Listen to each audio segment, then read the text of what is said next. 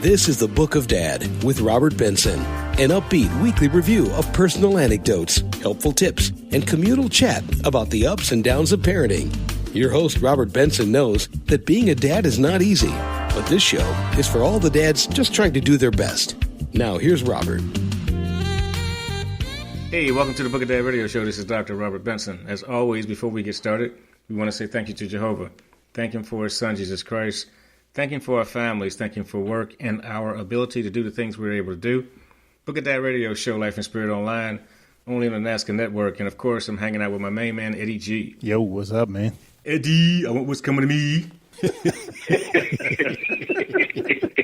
Haven't said that in a while, Eddie. What's up, man? Oh, man. I don't even want to hear it, man. We got some great stuff, though. You know, thanks to Eddy Gee, the Book of Dad radio show is now on Spotify as well as Spreaker and as well as my personal site and the NASCA site. And that's some great stuff, man. That's good stuff, man. Trying to keep expanding. Yeah, absolutely. That's what we do. But speaking of expansion and speaking of broadening our horizons and continuing to share relevant, pertinent information and talking to great people and talented people, we are going to do that today without exception and talk to a gentleman who's from the Atlanta, Georgia area, because you guys know we talk to people from Los Angeles. We've talked to people from Sacramento, from New York, from Florida, from New Orleans, and the list goes on and on and on. And we're going to continue with that tradition today and talk to a guy by the name of Mr. Wardell Richardson. Hello, Mr. Richardson. How are you? I'm great. How are you guys doing? Oh, man, it's great. It's so great for you to hang out with us today, man. So, hey, let's talk about you, Wardell. I mean, there's a lot of stuff going on with you. I mean, let me just clear something up before we get started. Is that this isn't, what's his name, the guy that's in one of Tyler Perry movies? You sound just like this guy, man. What's his name? Richard T. Jones. Yeah, Richard T. Jones, yeah. And to be honest with you, you look like him, too. You know what I mean? I mean, everybody has a look-alike in every walk of life, but I'm telling you, this guy is strikingly like Richard T. Jones. I just hope you're not like the character he played. And, no. How did I get I have played characters like that, but no, that's not me. So speaking of character, let's get out of character and let's get into you. Talk to us a little bit about yourself, Wardell, please. Well, I was born and raised here in Atlanta, Georgia. Started off, one of my biggest things was basketball. I played basketball for a long time, messed up my knees and stuff, so I couldn't play anymore. Then I got into the whole rap game and performing and stuff like that, and that became a fiasco. It was a lot of drama when it came to that music industry, and I realized it wasn't for me. So then I got into modeling. I did some runway modeling, some ads, and things like that. And that got me into the acting industry. The very first thing I got into was theater. I did that for the first 3 years of my acting career, which has been about 14, 15 years now. Mm-hmm. And after I got out of that, I went through that whole reign of theater. I had a taste of film, and I knew that's what it was for me for the rest of my life. And that's all I've been doing is acting, producing, directing. Each time it grows and grows and grows. I cast, and then it launched me into having my own radio show. Okay, well, we should be talking to you, man, because you're our competition now. What's up with that? Hey, to me, I feel like we're all on the same team. You know what I mean? Yeah. Yeah, that's what I'm talking about. It's a lot out there. We got to collaborate. We have to take over this world together. Absolutely. It's so much news and so many different avenues. One person, one radio show can't possibly cover everything there is out there. You know, so I am more than happy. That's why I was more than happy to do your show, you know, and because, you know, I did my research on your show, and your show is absolutely phenomenal. You know, so I was like, I don't mind. You know, I love to come on the show and talk about myself and put myself out there. Yeah, we appreciate that, brother. And we'll pay you for that remark after it's over. After it's over, you know what I mean? But Wardell, you were talking about a lot of things. We got a lot of questions we want to ask you, man, over the next few segments. I thought that you said something that was very profound about the rap industry. What was it that occurred in that rap industry, and what was it that kind of soured you, if you will, on it and turned you away? Well, one of the things was, I got in, new to the whole thing. I wrote a lot of songs and stuff like that.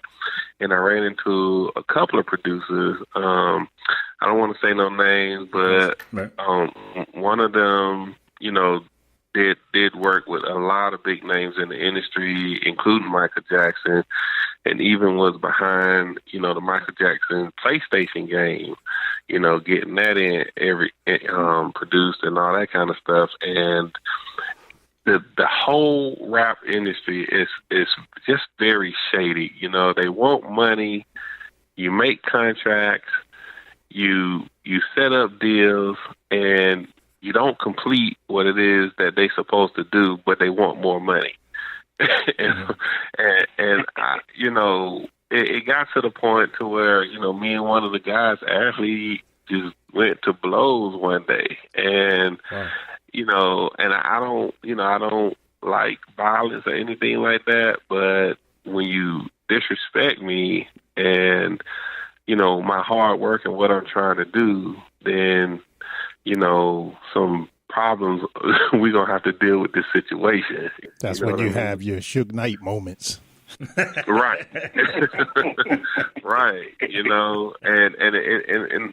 that was one situation. And then I went down to Miami and opened a couple of shows down there for some major rappers and stuff that was in the game back then. And it's like they make promises that they don't keep, and it's always, everything is centered all around money. Forget the talent. Mm-hmm. Forget the, what you can do and what you can bring to the table. It's all about the revenue and how much money you can bring in, and for me, it's all about an investment first and then the money.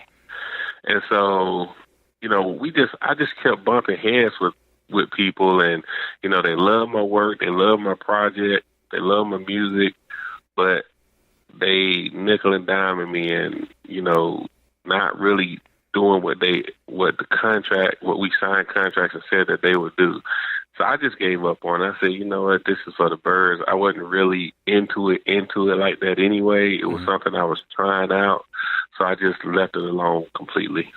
The thing that's that's the best way to find out is you have to try it, and then you figure out whether it was for you or not, and then you found out. I'm one of those, risky people. I don't mind trying something one time, but and if I feel like it's something that I'm not really into, then I just move on. And that's why I said, that's my whole process. It led me to the film industry, and that's where I've been ever since.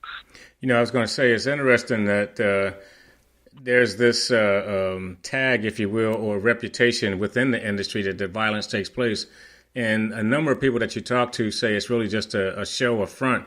But you have offered some legitimacy to the fact that it really does occur. And there's a lot of backstabbing and backknifing and things like that. And there's a lot of chaos activities going on as well.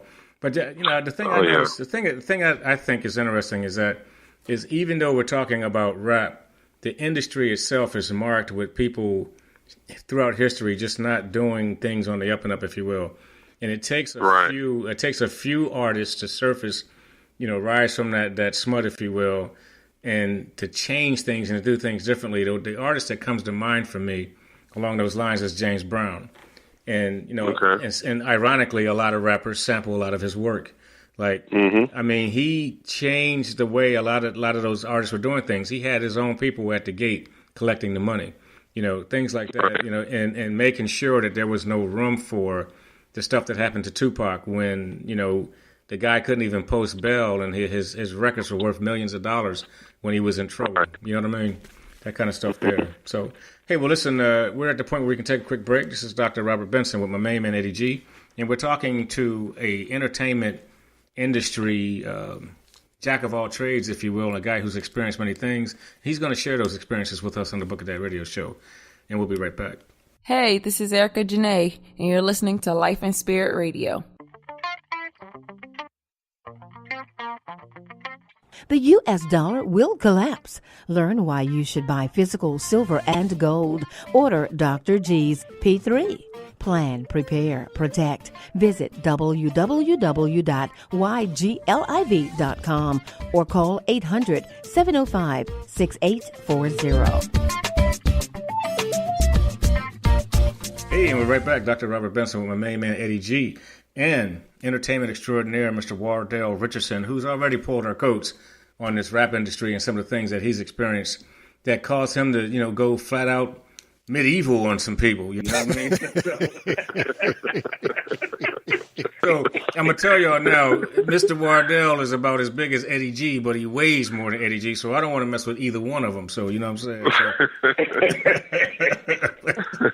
But talking about the entertainment industry, you just can't talk about it without even thinking about acting.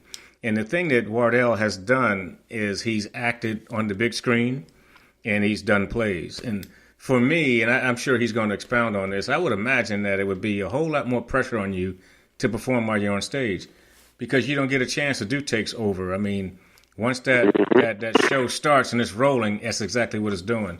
So, Wardell, talk to us about your experiences doing both and how you're able to overcome any issues that may surface while you're doing both of them. Well, when it comes to theater, that was the first thing I ever had experience in. And the very first thing I did, I was the leading man in it. And for the first 3 years, I was just on the go with theater. It was all about theater and stuff like that. And I advise any actor in the industry to do theater because it is the hardest thing in the industry to do. Wow. Once, like you said earlier, once you hit that stage, it's go. And it's no cut, it's no start over, it's no redo. You can go to the same play 3 or 4 times in a row, and each time you'll see something different. Because people forget their lines, people forget their placement, people forget, where to turn, who to talk to, and things like that. And that's when you have to depend sometimes on your counterpartner in the play, or you have to, ad lib and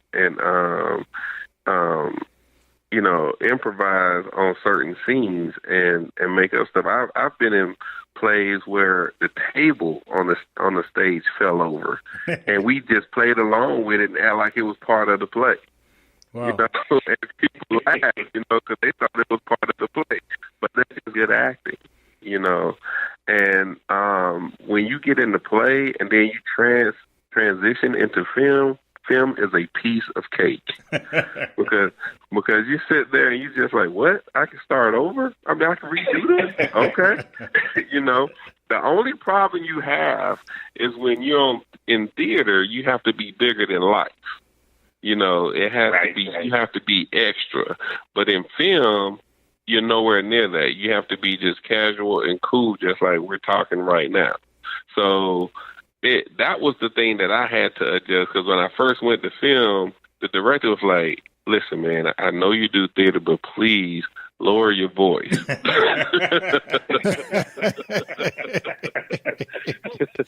does that guy keep hollering? Because in theater, they always say project, and you do it for so long and when you get to film, it's totally different. It's just totally different. They tell you to calm it down because that mic picks up everything. If I could just interject something before you hold on a second, Eddie, and you can come right in. To me, it just seems like the difference is in theater is you're entertaining, and in film you're informing. Am I right about that assessment or telling a story? Yeah. Actually, both of them is kind of telling the story. It depends on, with each of them, it depends on what the storyline is about. Mm-hmm. with theater, though, you're right, it's more entertaining because you want it to be kind of comical. You know, for most plays and stuff, you want it to be entertaining where people get a bit of laughter, where people get a bit of sadness. You want them to touch every component of feelings when you do a play. And sometimes when you do film, it can be just a drama where it's serious the whole time, or it could be a comedy where it's, you know, humorous the whole time. So it all depends on which way you want to take it, you know, when you do film. And with plays, you're right, it is a little bit more entertaining. Well, two points I want to make. One is when you're doing stage plays or acting in theater, you also don't have the props and the effects and the complexities of everything that you have in film to tell that story, you know, like different locations and all that. Of course, you have set changes and things like that, but just the level of being able to confer this atmosphere to the audience is different. So I think it focuses more on the performer in theater, which is why you have to project and, you, like you said, over dramatize. And then with film, it's more of a natural acting, and you know, you can create all those sounds, you can add the cars and all that kind of stuff that you just can't do in theater. Right. You know, I had a question for you about being in theater. As you said, each time you go to the play, it can be different. But is it more difficult when you have to deal with different cast members? Because you might go to a different city and you have a different star, different, you know, actors and actresses involved. How do you deal with that? If you're the main parts of this play and every town you go to, you're picking up different actors. Well, usually with plays, it's a little bit different. Now, usually if it's traveling, they keep the same cast. They may have a stand-in. So if that one of those actors or actresses can't make that show, they'll have somebody already prepared to take their spot when they travel or something like that. But when it comes to you know, a celebrity, I have known plays that have integrated different celebrities wherever they went and stuff like that. It's usually maybe one or two people, usually one, but they try not to change too much of the dynamic of the play because those people have rehearsed it. Because that's the only thing about theater that I don't like is the rehearsals. Because you have to rehearse 2, 3, you know, so many times a week. You have to go to rehearsal, and, you know, my schedule is crazy. So for me to try to make rehearsals every week and stuff, it's just insane. But that's the only thing about theater that I don't like is all the rehearsals, which is why I kind of veered away from it, because it takes up so much time doing those rehearsals and trusting that your castmates are going to be there, because sometimes some people are not as serious as other people, and, you know, you wind up going through different cast members and stuff, especially if they're not really committed as they should be and things like that. Because the biggest things about theater is having that chemistry with whoever you're performing with on that stage. You know, it's interesting you mentioned that, man, because the thing I've noticed, and this is not just in theater, but it's in movies too, a lot of the cast that you see in some movies are typically people who kind of work together often. But what I wanted to get back to as far as theater, and this is another kind of a dichotomy situation between the two within theater, is one of the most renowned theater productions is the annual production of The Lost Colony, which takes place over in Manio, North Carolina every year. It is on the Outer Banks of North Carolina, and it is a production that it's said that 80% of people in theater, that's kind of their proving ground, if you will, to perform or assist in that particular production.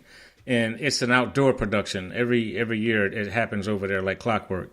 But the thing I was going to ask about that is there a preference or is there a difference between performing outdoors or indoors in theater?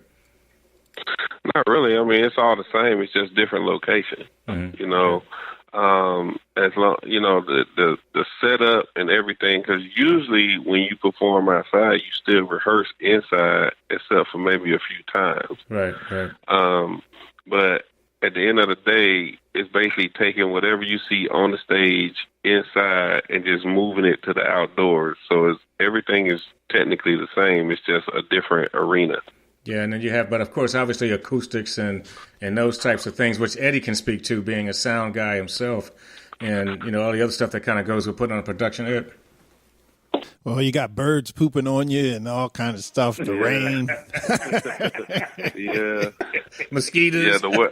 Yeah. It's definitely in that sun, that hot sun. Oh yeah. And stuff like that. Yeah. So I definitely prefer performing inside than outside. Okay.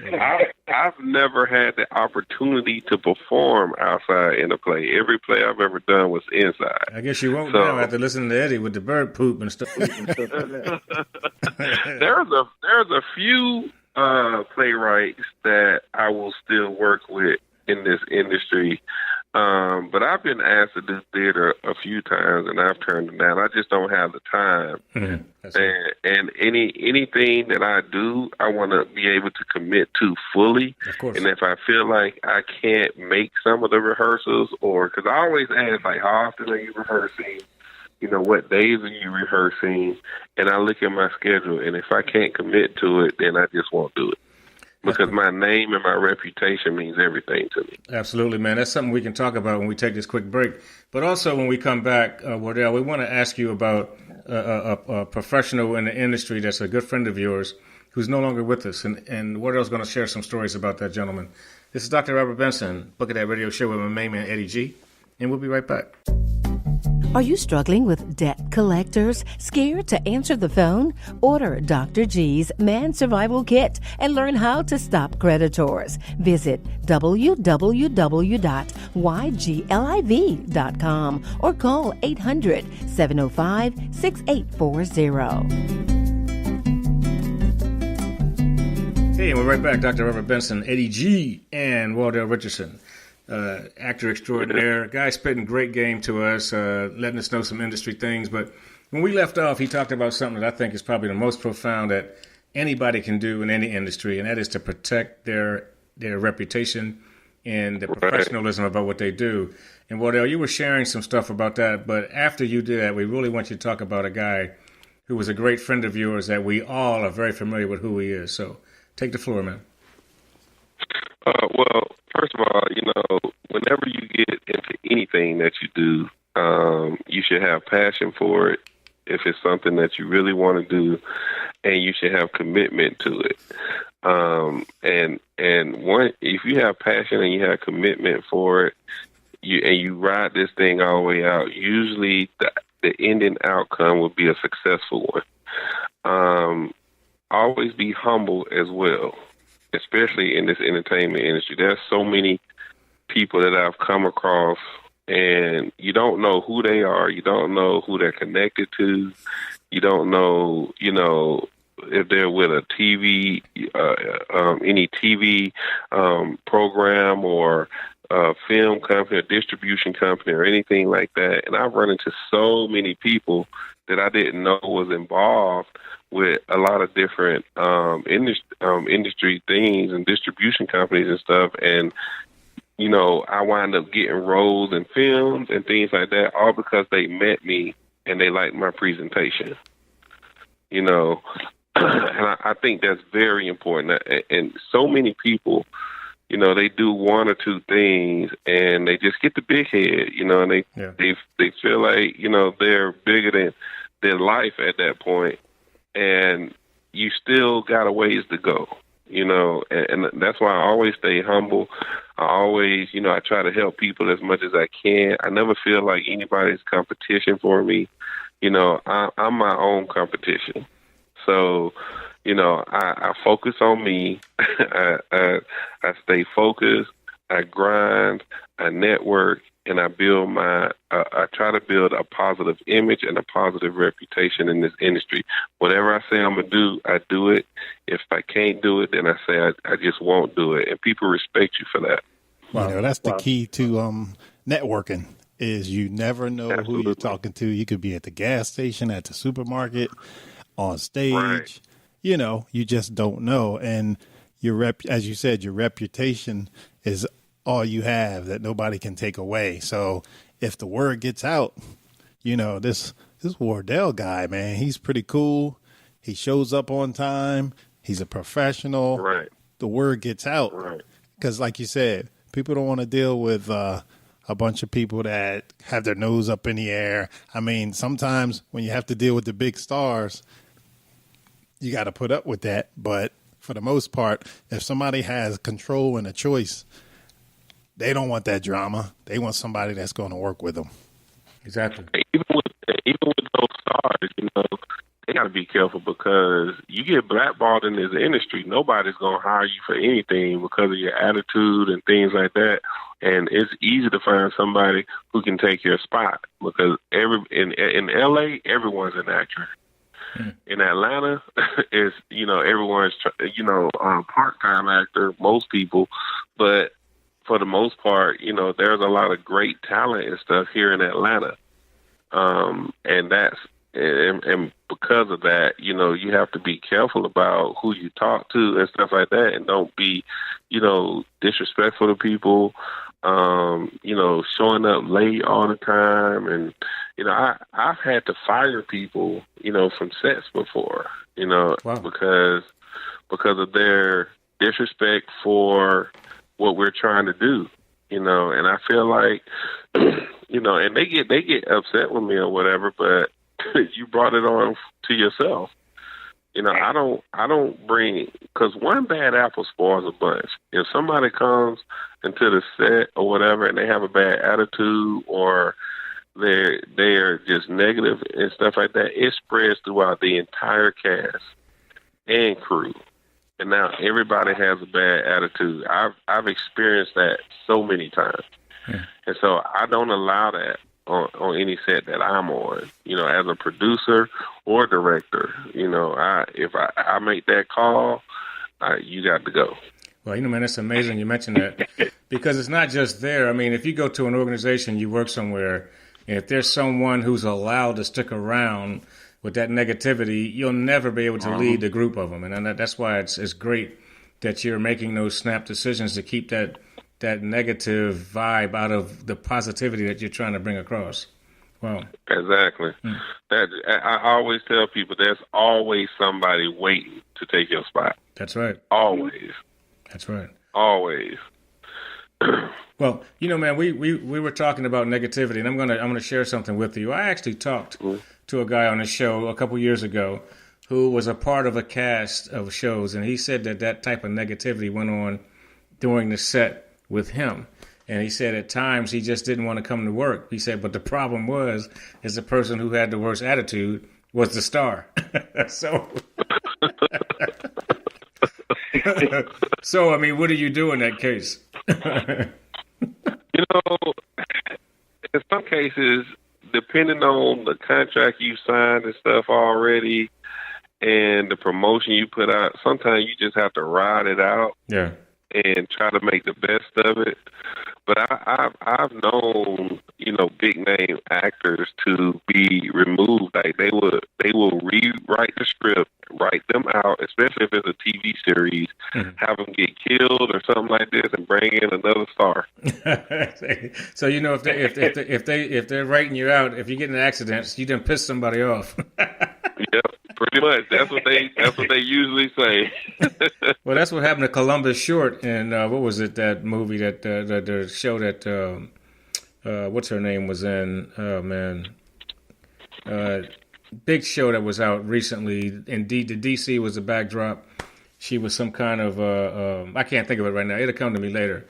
But Wardell, you were very, very good friends with a very, very renowned actor who was in his prime and had passed away in the last few years. Could you please share with us that who that individual was and talk some story about him? Tommy Ford from Martin.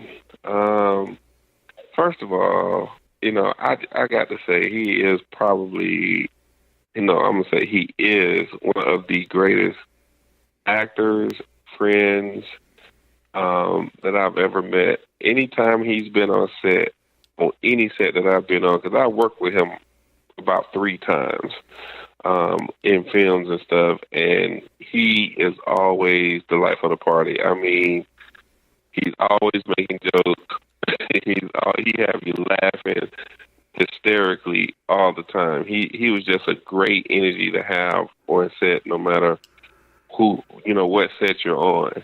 And when I first worked with him, he was in a project that I did some years ago, with I think I can't even think of her name right now, but I know Sharman Lee also was involved, and she is someone that's well known in the industry as well. She was in Girlfriends and stuff like that. But that's when I first met him, and we didn't directly work together, but we became familiar with each other. And then I wound up doing another project where he played my father.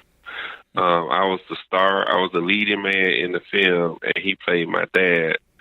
And that film was probably one of the hardest films I ever did.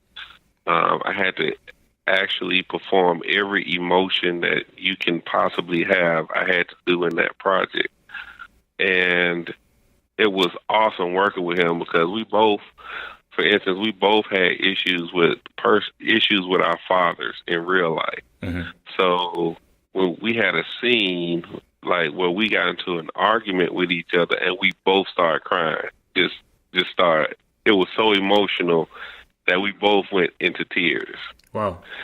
And that's when I realized, like, okay, we have a great chemistry on set working together, and it let me know, the level of, that I can get to on set. He brought the realness out of me, because when you perform with really good actors, you have to perform just as good. That's right. You know what I mean? Or they're going to outshine you. They're going to outstage you, and the scene is not going to work properly. And that was the first time I was able to, really get into myself and do a scene that was so emotional like that during that project. And then finally, we did a project again called The Last Time, and that was the last film that he did before he passed away a few weeks later. Oh, wow. And it was crazy because we were on set. We had so much fun. I had asked him to come and be a part of the project, and he played my boss in that project because I was a detective. I became lead detective, and he played the head chief of the department. And we had so much fun doing that project. He brought so much life to the set, and I never forget when he left, he said, well, I got to go have surgery on my knee, and because something was going on with his knee. I said, all right, man. I said, you be careful. Then he said, no problem. I got to get these knees fixed because all this fat is going to crush them. Like he always make fun of himself and just make light of all the situations. And then one day I woke up and the executive producer, Tiffany Hill, who owns the project, called me and she said, have you seen the news? She said, have you seen what's going on the internet? I said, what? She said, I'm seeing stuff saying Tommy passed away. I said, that's crazy. I just talked to him the other day because I called him while he was in the hospital to see how he was doing. Right. And he was like, yeah, everything's fine, da-da-da-da. And I think there had to be like 2 or 3 days before they start saying he passed away. And I just didn't believe it, because you know how, they always saying people die. Yeah, on the internet. Yeah. Right. And so I started doing my research, and I said, well, I know if certain news stations say it, then it's real. And I started doing my research, and then I didn't see anything at first, and then I checked again about an hour later, and it was everywhere. Oh, wow. And I said, what? And I just lost it. Wow. And it was just really hard, because I literally just talked to him, like literally, and just like that, he was gone. Wow. Tommy Ford, great guy. Let's take a quick break, Wardell. When we come back, we'll sum up some thoughts about Tommy, and Eddy Gee will have some things to say, and we'll find out what you got going on, some advice you'd want to offer to our listeners. It's Book That Radio Show, Dr. Robert Benson, and we'll be right back. The U.S. dollar will collapse. Learn why you should buy physical silver and gold. Order Dr. G's P3. Plan, prepare, protect. Visit www.ygliv.com or call 800-705-6840. Hey, we're right back, Dr. Robert Benson, and Book of That Radio Show with Eddy Gee and Wardell Richardson.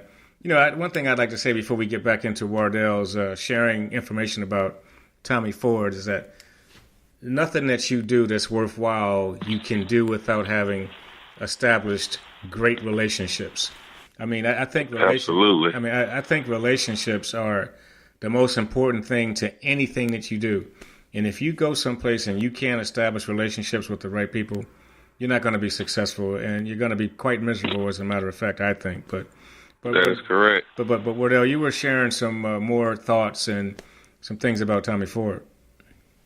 Well, he was just, when we met up a lot at different events and things like that, but he was always busy. He traveled a lot. He was always working on different sets and things like that. But he, like when he did the Last Time movie project, because of who he is as a person, because he was just that type of guy. Like if he was good with you, he's good with you, and he's loyal to you. So when I called him and asked him could he be a part of the project, he said he was busy. He said he had a lot going on. He's busy. He said, but because it's you, he said, I'm going to make it happen for you.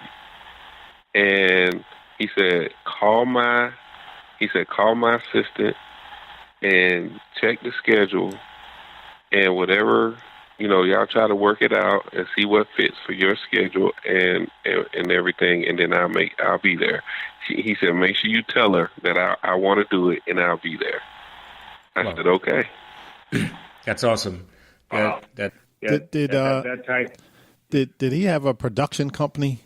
I know he was involved with a lot of films that were in the Atlanta area and involved a lot of African American actors, and I was wondering if he had his own production company.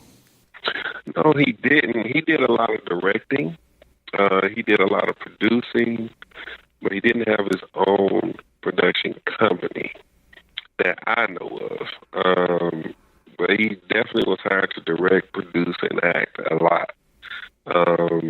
He was definitely involved with some of the casting of some projects and different aspects of it. So, even, because, most actors will only do SAG projects, especially when they're at his level. But he still would do independent. And that's the thing that was special about him. He never got so big that he didn't want to be a part of someone else's dream.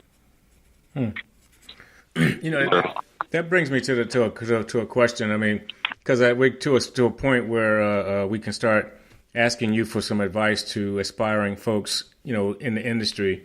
And you mentioned SAG, which is Screen Actors Guild, correct? Right. Right, and that's an affiliation, if you will, as it were. Do you recommend that all aspiring performers join and become a part of some affiliation organization, or get represented by a manager or an agent or something like that? I think management comes later. Okay. I think if you want to get to land the big projects, you're going to have an agent. Now, you can get lucky and make your way into something, if you know the right people. But an agent has to get into the big projects, the power, or those big film projects with the big named actors that are, major motion picture films. You're going to have an agent, and they're going to want to know who your agent is. That's just the way the industry is now. There's a lot of independent filmmakers here in Atlanta as well, or all over, and sometimes they go low budget SAG, or they try to work their way up to becoming SAG. And usually when they get SAG, then they'll pull in a named actor or something like that so that they can get a distribution deal or something. I see. Because I've noticed, we've all read the credits of shows and movies, and there's always some organization that says casting by XX. And I'm just wondering, those to get that type of advocacy, if you will, you have to have the right people backing you or pushing you. Exactly. And your agent, she negotiates your rate. She negotiates, your worth, what you can do, what you can't do. Because, I meet with I work with my agent, actually, with her company. But, when I first was with her, we sat down and we discussed my dues, what I will do, and what I won't do. And technically, at this point, the only thing I won't do is anything, a gay scene or something like that. Okay. Now, if they wanted to say I was gay in the movie, they can say it.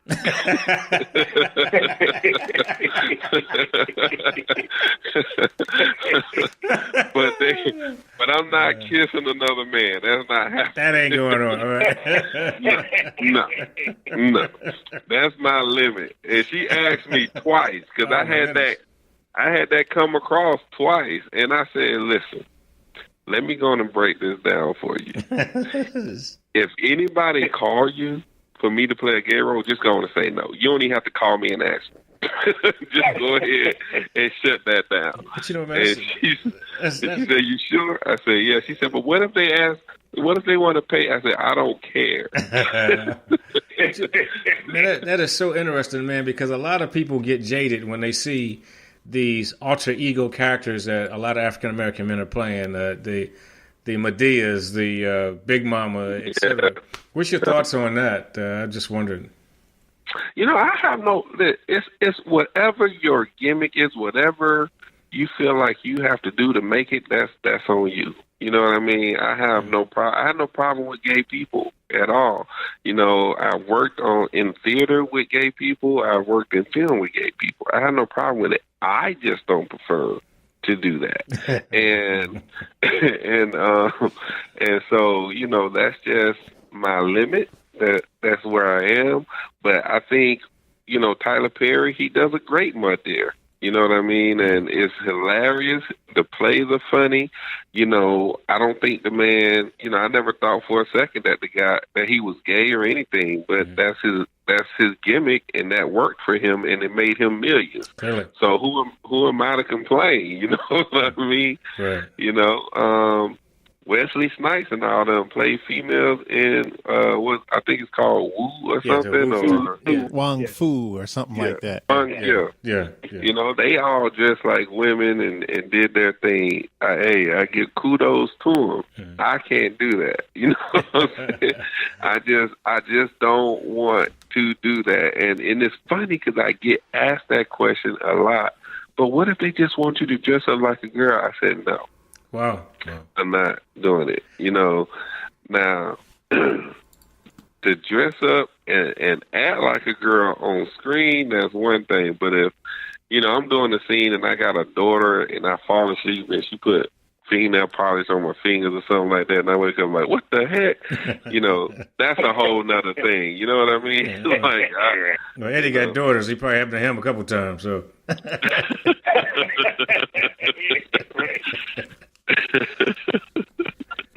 But I love acting. I love everything about it. I love the bad and the good of it. And I think when you can learn from the bad and hone in on the good, then it's something that's meant for you to be a part of. Well, I don't know if we could have said it any better than that, Wardell. So withstanding that, and that's some great advice you've offered our aspiring performers, because we know quite a few of them. And, of course, just great content that we produce on the Book of Dad radio show. So how can people get in touch with you and talk about a couple projects you got going forward, and then we'll sum things up? Well, right now I am working on Dream on Dreamers with Michelangelo. We're going to be wrapping up this project in 2 weeks. And then I go into another TV series called Boss Ladies at some point. And I'm really excited about doing that project. I'm a main supporting character in that one. I just had a TV series come across my desk today that I was told that they want me to produce and to cast for. So once the funding hits my bank, I will get started working on that one. Right. And I'm getting ready to launch my own film company called Rain Dance Films. So I'm very excited about that. That's going to be a huge project. I have writers already writing. I have a team already together, and I have the funding and everything. I'm just waiting. I'm just taking my time to make sure once I get it launched, it's going to go really strong and really hard. I take my time with everything. Well, why didn't you mention you have a radio talk show host that can help you out too? I mean, come on, man. I mean, he forgot all about us. Hey, what are we, chopping over here? What? Wow. Hey, we were going to talk off air when you weren't listening, Rob. You